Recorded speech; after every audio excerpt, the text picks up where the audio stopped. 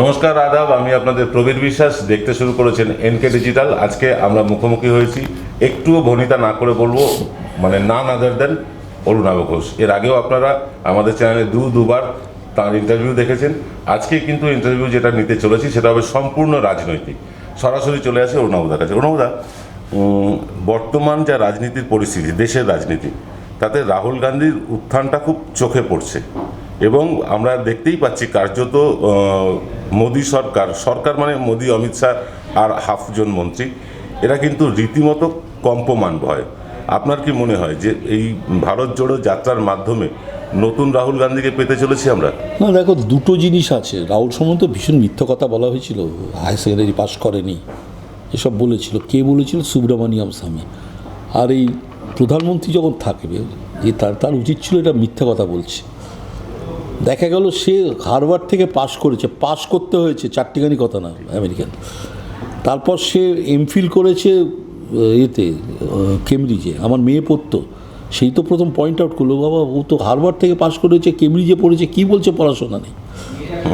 এবং এখন যেটা হচ্ছে, যেহেতু পড়াশোনার লোকের খুব অভাব, যেমন চিদম্বরম দুর্ধর্ষ লোক, মানে 30 মিনিট বলে মারাত্মক। শশী ঠাকুর সেও ভালো বলে, কিন্তু চিদম্বরম নয়। ভালো। তেমনি রাহুল গান্ধী এই বয়সে এস্টাবলিশ করতে পেরেছে ওর সম্বন্ধে যা যা রটানো হয়েছিল সব মিথ্যা। এখন কে কী রাজনীতি করছে সেটা তার ব্যাপার, ভারত জোড়ো, হ্যান জোড়ো, ত্যান জোড়ো, কিন্তু এই ক্রেডিটটা দেওয়া দরকার যে ও সাংবাদিকদের ফেস করে, যে কোয়ালিটিটা এখন কিন্তু রাজনীতিবিদদের মধ্যে উবে গেছে, সেই আর কি। আপনি খুব সিগনিফিকেন্ট একটা কথা বললেন যে রাজনীতিতে পড়াশুনোর করা লোকের ভীষণ অভাব হয়ে পড়েছে। বাস্তবেও তাই, যারা পড়াশুনো করেছেনও এমন লোকও আছেন যারা, তাদের কথাবার্তা শুনেও মনে হচ্ছে তারা বোধহয় ক্লাস 8ও পাস করেনি। না, কোটা করছি কিন্তু, তো যখনই আমি স্বার্থ নিয়ে কথা বলবো তখনই অন্যরকমই। যেন শান্তনু সেন আমি বলছি, আচ্ছা মেয়ের কি এটা দরকার, ডাক্তারি পড়তেই হবে? আমার মেয়েরাও তো ছিল, কেউ বাইরে গেছে, জেএনইউ থেকে ফার্স্ট হয়েছে, পাড়ার পাতি ওই মানে হরিয়ানা বিদ্যা মন্দিরে পড়েছে, আমি কোনো খোঁজও নিইনি। এখান থেকেও ফার্স্ট ক্লাস পেয়েছিল গ্র্যাজুয়েশনে, তারপরে দিল্লিতে গেল। আরেক মেয়ে আছে পার্লামেন্টের, ইংলিশ পার্লামেন্টে তারা আইন প্রণয়ন করছে বসে, আমি কিন্তু জানি না। সেদিন বলা বলে করছিসটা কি, বলো এই ইংল্যান্ড এমন একটা দেশ যে বাইরের লোকের দেশ থেকে বসেছে যে এই সাইবার ল এটা ঠিক করবে। এই হলো ইংল্যান্ড, আমাদের ভাবতে পারি তো।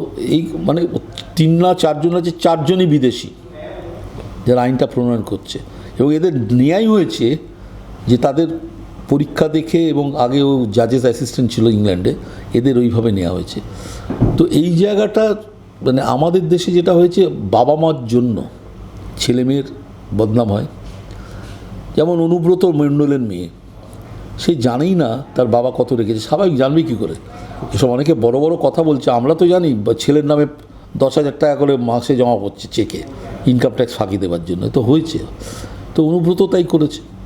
এবং জমি সংক্রান্ত ব্যাপারে সারা পশ্চিমবঙ্গে জমিটা বিক্রি বা কেনা ঠিক করে তৃণমূলের লোকাল কমিটি। আমার এক শালির জমি দখল হয়ে গেছিল, তাই হোক আমি বলে, আর এবং জ্যোতিপ্রিয় মল্লিক ইন্টারভিউ করায়, বলে সেটা ছাড় পেয়েছে বারাসাতে, এবং পুলিশও ইন্টারভিউ করেছিল।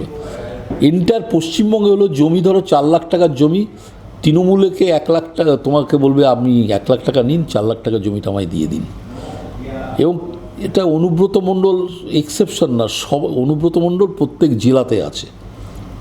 এই হলো রাজনীতি, সেই ট্র্যাডিশন সমানে চলেছে। বাম জমানায় যা দেখেছি আমরা এখনো তাই দেখছি, পরিবর্তন তো হবে না।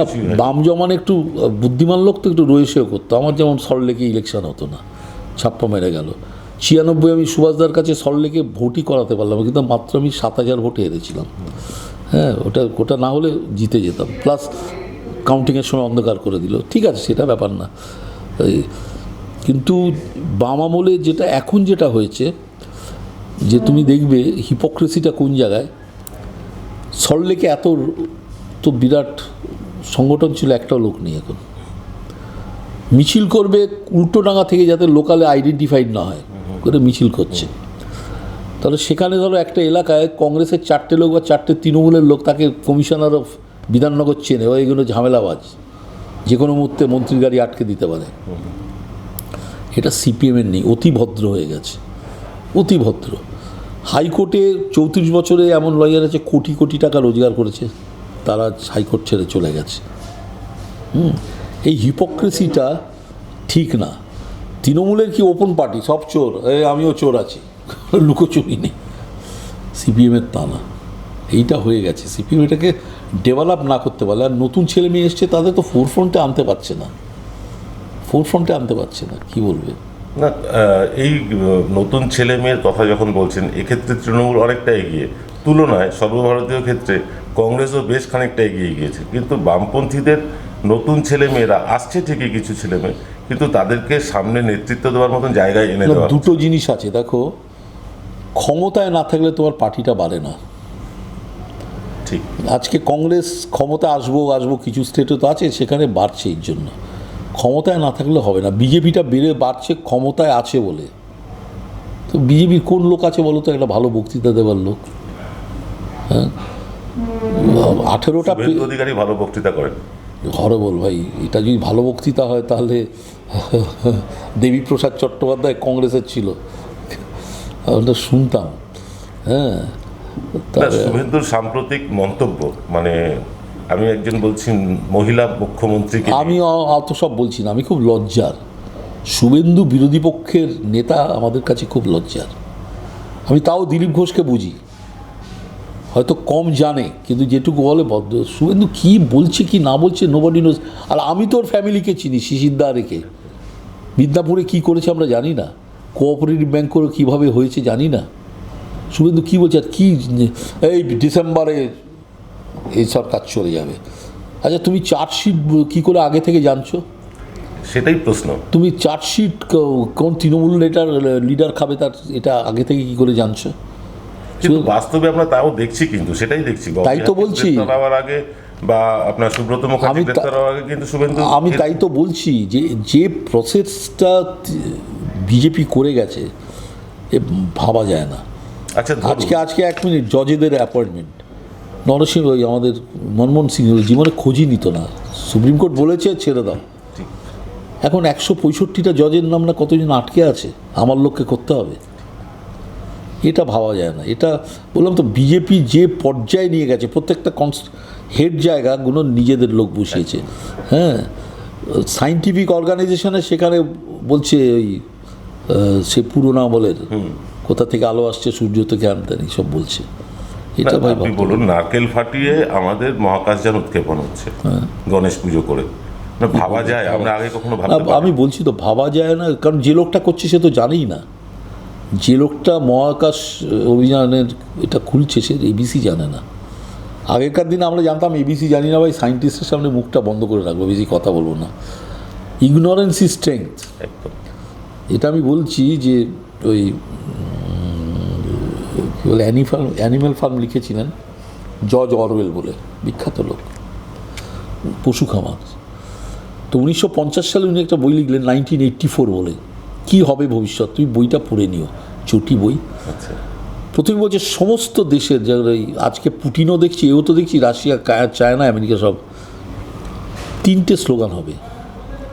একটা হলো ওয়ার ইজ পিস, পুটিন করছে, ঠিক, যুদ্ধ করছি শান্তি, আসলে হচ্ছে শান্তির জন্য। 2 হলো ফ্রিডম ইজ স্লেভারি, তুই যখনই সত্যি কথা বলবে এটা একটা গোলাম আছে, এগুলো সিস্টেমের গোলাম, এগুলো পুরনো ধ্যান ধারণার গোলাম বলবো। 3rd হলো ইগনোরেন্স ইজ স্ট্রেংথ, অজ্ঞতাই শক্তি। আমরা যারা রাজনীতি করি আমাদের অজ্ঞতাই শক্তি, এই আর কি। আচ্ছা, যে ধরনের রাজনীতি এখন চলছে দেশে, সেই ধরনের রাজনীতি যদি চলতেই থাকে এবং যদি সরকার পরিবর্তন হয়, আমরা ধরে নিচ্ছি সরকার পরিবর্তন হয়ে কংগ্রেসেরই আসার সম্ভাবনা বেশি এই মুহূর্তে, তাহলে কি এটা একটা মানে পদ্ধতি হয়ে গেল না, যে আমি তোমার বিরুদ্ধে অ্যাকশন নেব, প্রতিহিংসা পরায়ণ হব? আমার মনে হয় না কংগ্রেসের সেটা হয় না। আমি জাজেস অ্যাপয়েন্টমেন্টও দেখেছি, আবার চিফ জাস্টিস আসছে তখন মনমোহন সিং, দীপা দাস মুন্সি এমপি, আমায় ডেকে পাঠালেন একজন জজ, বললেন এই ও জানে দীপা দাস মুন্সিকে। বলে কী ব্যাপার? বলো তুমি একটু দীপা দাস মুন্সিকে বলে দাও 6টা জজের অ্যাপয়েন্টমেন্ট, 8টা জজের অ্যাপয়েন্টমেন্ট আসছে না, আটকে গেছে। দীপা দাস মুন্সিকে বললাম, পরের দিন নমিনেশন এসে গেল। মনমোহন সিং বলে আমি জানতামই না, এক্ষুনি ছেড়ে দাও। হাইকোর্ট বলেছে সেটাই শেষ কথা। এটা হলো বিজ্ঞ বিদ্বান লোকেদের মানে এটা কাজ। ধরে নিচ্ছি দাদা যে বিজেপি সরকার চলে যাবে 2024-এ, রাহুল গান্ধীর নেতৃত্বে নতুন সরকার আসবে, ধরে নিচ্ছি। এবার সেক্ষেত্রে পি চিদম্বরমকে যে কায়দায় গ্রেফতার করা হয়েছিল, বা সোনিয়া গান্ধীকে, রাহুল গান্ধীকে যেভাবে 50 ঘন্টা হ্যাঁ মানে জিজ্ঞাসাবাদের নামে হ্যারাসমেন্ট করা হয়েছে কার্যত, তো আপনি কি মনে করেন যে কংগ্রেস আবার সেই গান্ধীবাদ নীতি নিয়ে চললে আবার পরবর্তীকালে বিজেপি? না, আমি জানি না কংগ্রেসও যদি এটা করে আমি বিরোধিতা করব। কাউকে জোর করে নিয়ে গিয়ে ইডিতে, আর ইডি তো সবচেয়ে বেশি করাপশন চার্জ এখন ইডির বিরুদ্ধে। হ্যাঁ, বড় বড় ইন্ডাস্ট্রিয়ালিস্টকে ধরছে, কি হচ্ছে সেটা পরের কথা। কিন্তু ওটা যদি কংগ্রেস করে তার মানে কংগ্রেসের নেই, তা আমি বিরোধিতা করবো। আমি তো ইমার্জেন্সি তো কংগ্রেসের বিরোধিতা করেছি, কিচ্ছু করার নেই, এটা করতে হবে ভাই। আপনারা আইনজীবীরা এবং ডাক্তারেরা এই যে মানুষের কাছ থেকে যে ফিজ নেন, সেই ফিজের কোনো রসিদ হয় না। এই টাকাটা তো আপনাদের সাদা টাকা হচ্ছে না তাহলে? না, কি হয় আমি তোমায় বলি। প্রথমত আমি কিন্তু চেকে বা এতে নিই, আর যা টাকা নিই করবোটা কি বাড়িতে রেখে জমা? এটা করবোটা কি? যদি এটা করতে হবে, আমি তো পলিটিক্স করি না, এটা শো করে দিই। আমি আপনার কথা না, আমি সবার কথা বলছি। আমি আইনজীবী আসছে, আমার নিজের দিয়ে তো বলবো। তো আমি দেখেছি যে ব্ল্যাক মানি খরচা করা যায় না এখন। তুমি গাড়ি কিনতে গেলে হোয়াইট মানি, টেলিভিশন কিনতে গেলে হোয়াইট মানি। হ্যাঁ, তা আমার মেয়েরা বলে কি তুমি করছো, ইয়ে কি কার্ড একটা করে, কার্ডে আমি বুঝি না, সমস্তটা এখন হোয়াইটের দিকে যাচ্ছে। এখন উকিলরা অসুবিধা হচ্ছে, ধরো তুমি 1 কোটি টাকা রোজগার করার উকিল প্রচুর আছে, মানে মোটামুটি আমি হলাম সবচেয়ে কম। যাই হোক, মানে আমার উপর সব 3-4 কোটি 6 কোটি 8 কোটি বছরে রোজগার করে। কিন্তু যখনই হয় যে যখনই এর ইনকাম ট্যাক্স হলো 30 লক্ষ থেকে 33 লক্ষ টাকা দিতে হয় 1 কোটিতে। এবার তোমার যখন সময় খারাপ যাবে সরকার কিন্তু তোমায় দেখবে না, তখনই কি করে এরা, মানে ব্ল্যাকের টাকা কিন্তু জমি জমা কিনে রাখে। ভাই রইল, আমার তো কোনো জমি জমা নেই, মার তৈরি একটা বাড়ি আছে আর দেওঘরে একটা বাড়ি আছে। হ্যাঁ, তো সেই 4,500 টাকা সেই আমলে কিনেছিল। তো মানে কমপ্লেক্স থেকে যে কালকে কি হবে যদি না জানে, insecurity is the mother of greed. Will Durant বলে একটা বিখ্যাত ফিলোসফার ছিলেন, insecurity is the mother of greed. তুমি যদি মনে করো কাল আমার খাবার টাকা নেই, তোমায় 500 টাকা দিয়ে তুমি নিয়ে নেবে, যতই শত হোক। তো ইনসিকিউরিটিটা উকিলদের মধ্যে ভয়ানক। অরুণ প্রকাশ চ্যাটার্জি 8 আনা পয়সা নিয়ে মারা গেছিল, অত বড় একটা লয়ার ডুবে মারা গেল। হ্যাঁ, এবং উকিলদের যখন রমরমা থাকে, ও যদি 100 টাকা রোজগার করে 75 টাকা উড়িয়ে দেয়। ওরা মানে খাওয়া দাওয়া 4 টাকায় জুনিয়র দাও, এ দাও, এটা করে। আছে ডাক্তারদেরও তাই, ডাক্তারদের কালো টাকাটা বেশি উকিলদের থেকে, অনেক বেশি। কিন্তু ওই জায়গাটা আটকে যায়, এই বললাম এই ইনসিকিউরিটি থেকে কাল কী হবে। না, ইডির কথা বলছিলেন আপনি, তাহলে ইডি কি করছে দেশে? এত বড় বড় মানে ডাক্তাররা বিদেশ ভ্রমণ দেখলে আপনি তো অবাক হয়ে যাবেন। ইডি কী ধরবে, কত ধরবে? ও তো সামান্য টাকা, কি 2 কোটি 3 কোটি। ইডি এখন 400-500 কোটির কমে ধরে না, তার মধ্যে নিজের মধ্যে 10 কোটি নিয়ে নিল। এতে এমনি লোক দিতে পারবে না। তুমি যখনই কাউকে ক্ষমতা দেবে, পুলিশ থেকে কী বলে ওই ইডি থেকে আরম্ভ করে আরেকটা কী বলে ওই সিবিআই আছে, যখনই অ্যাবসলিউট ক্ষমতা দেবে তারা ঘুষ খাবে, কমন জিনিস। এবার একটু অন্য প্রসঙ্গে আসি। নন্দীগ্রাম যে ভোট হয়েছিল তার মামলাটা এখনও মানুষ খুব জানতে আগ্রহী। মানে আমাদের কাছে সারাদিনে অন্তত 50-60টা ফোন আসে যে নন্দীগ্রাম মামলার কী হলো, একটু কোনো মানে খবর দিন আমাদের। আপনি একটু বলুন না, এই মামলার ধামাচাপা পড়ে আছে কেন? না, হচ্ছে না, ধামাচাপা পড়েনি, হচ্ছে না। 4 লক্ষ মামলা পেন্ডিং হাইকোর্টে, বরঞ্চ পলিটিক্যাল মামলা বলেই উঠছে কিছু রোজই। যেটা আমরা বলছি যে পলিটিক্যাল মামলা হলে উঠবে, আর নন পলিটিক্যাল মামলা এটা লোক খেতে পারছে না, উঠবে না, এটা হয় না। কিন্তু নন্দীগ্রাম কী হবে সেটা দেখা যাবে। তাতে মমতার তো কিছু এসে যায় না, ম্যাক্সিমাম প্রেস্টিজ লস আর প্রেস্টিজে। আর মমতার মতো শুনতে আমি মানে বেসিক্যালিও রাজনীতিকে ঘৃণা করি, এই কথাটা বলছি। এখন তো আমায় টিএমসি বানিয়ে দিয়েছে সব, সত্যি কথা বলার জন্য। এরা ঘটনা, ওর মতো মাটির গন্ধ কেউ বোঝে না। এই যে আজকে এত হইচই করলো কি ওই 500 টাকা করে দিচ্ছিল কি লক্ষ্মীর ভাণ্ডার, আজকে তো বিজেপি বলছে ভাই লক্ষ্মীর ভাণ্ডার দেবো। আমার সল্টলেকের পাশে দত্তাবাদে সিপিএমের একজন লিডার বলছে, বললো দাদা উনবোধা অসুবিধা হচ্ছে, আমি তো সিপিএমকে ভোট দিয়েছি কিন্তু আমার বাড়িতে 4 জন মহিলা আছে শিডিউল কাস্ট, 4000 টাকা পায়, 1000 টাকা করে। তাদের বললেও আমি যতই বলি সে মমতা ছাড়া ভোট দিচ্ছে না। কী করে হলো? কেন তোমরাও তো সিপিএম যতই করো তোমরাও তো বেকার ভাতা বলেছিলে, হ্যাঁ, তোমরাও তো চাকরি ভাই কম লোককে দাওনি, যারা ক্যাডার তার বউরা চাকরি পেয়েছে। আমি দোষ দিচ্ছি না, ঠিক আছে, পেয়েছে। আজকে বড় কথা বললে তো হবে না। 1995-এর আগে, এখন তো তাও স্কুল সার্ভিস কমিশন এগুলো আছে, স্কুলের কমিটি ঠিক করতো কে চাকরি পাবে, সেটা ফাইনালাইজ করে দিত গভর্নমেন্ট। তো সেটা দুর্নীতি ছিল না? আমি অন্য সেন্সে না, আমি বললাম যে এই জায়গাটা মমতা ব্যানার্জির মতো কিন্তু মাটির গন্ধ কেউ পায় না, জানেন। আমি নিজে দেখেছি যে যখন আমি ছিলাম সঙ্গে, খুব কম সময় ছিলাম, যাই হোক, মানে খুব স্টাডি করতাম। একটা হলো কমপ্লেক্সে ভোগে ভীষণ।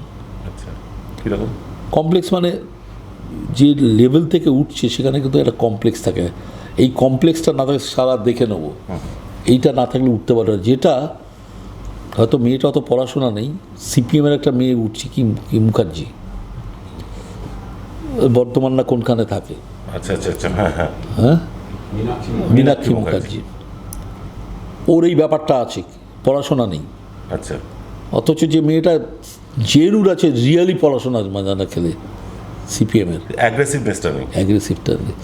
এবং আমি অন্য ব্যক্তিগতভাবে নিও না, ইয়েতে সিজার সম্বন্ধে কেশিয়াস ব্রুটাসকে বলছে, ওই জুলিয়াস সিজার গল্প শেক্সপিয়ারের, লোলিনেস ইজ ইয়াং অ্যাম্বিশনস ল্যাডার। একটা লোক যত নিচ থেকে ওঠে তার অ্যাম্বিশনটা ভয়ানক হয়, ভয়ানক, এবং আমি করতেই হবে এটা কিন্তু একটা পয়সাওয়ালা বাড়ি বা যে কোনো প্রতিষ্ঠিত বাড়ির লোক সেটা থাকে না, পেয়ে আসছে, পেয়ে গেছে। এইটা যেটা মমতা ব্যানার্জিরও ছিল, এরও আছে। এবং মমতা ব্যানার্জির ক্ষেত্রে বলা হচ্ছে যে whereupon the climber climbs the ladder with the by the help of the ladder and throws the ladder away. যদি কোনো চিহ্ন না থাকে আমি কী করে উঠলাম, এটা মমতা ব্যানার্জির মধ্যে আছে। এখন আমায় বলবে আমি তৃণমূল হয়ে গেছি কেন? মোটামুটি এখন সবাই বলে আপনি তৃণমূলের রাজ্যসভায় যাচ্ছেন। হ্যাঁ, আমি বলেছি তো ভাই এটা রেড লাইট এরিয়াটা ঘর করে দাও, তাহলে বেটার হবে, ভালো থাকবো।